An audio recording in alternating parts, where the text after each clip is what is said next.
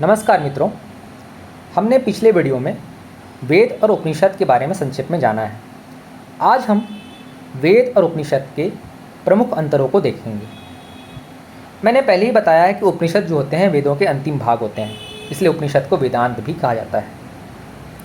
तो अगर हम और भी अंतरों को देखें तो वेद का जो आधार है वो कर्म है।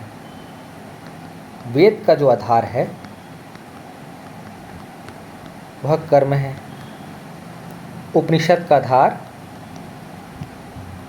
ज्ञान है। उपनिषद का आधार ज्ञान है। वेद में यज्ञ की विधियों का वर्णन है। यज्ञ विधियों का वर्णन है।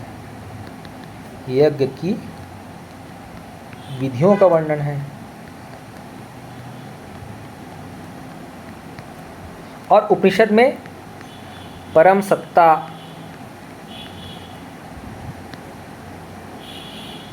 परम सत्ता, परम तत्व, परम सत्य इत्यादि के बारे में बात की गई है। और एक अन्य अंतर हम देखें तो वेद के जो ऋषिगण हैं, वेद के जो ऋषिगण हैं ये मुख्य रूप से बहुदेववादी हैं। और उपनिषद जो है मुख्य रूप से अद्वैतवादी है। मुख्य रूप से बोल रहा हूँ, अद्वैतवादी है।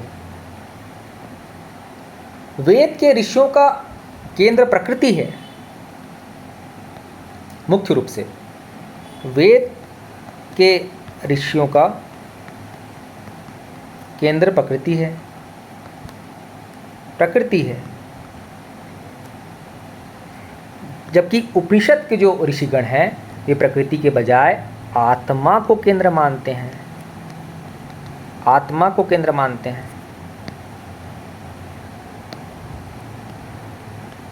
आत्मा को केंद्र मानते हैं।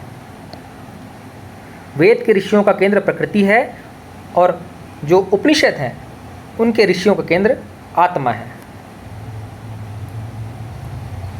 और अंतरों में देखें तो वेद के जो ऋषिगण हैं वे संसार के भोगों तथा ऐश्वर्य के प्रति जागरूक होते हैं।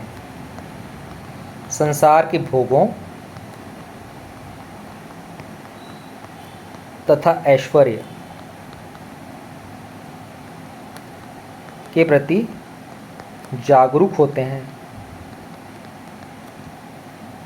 और जो उपनिषद के जो ऋषिगण हैं वे संसार के भोगों, सांसारिक सुखों, ऐश्वर्य के प्रति उदासीन दिखाई पड़ते हैं। तो ये वेद और उपनिषद के बीच प्रमुख अंतर है।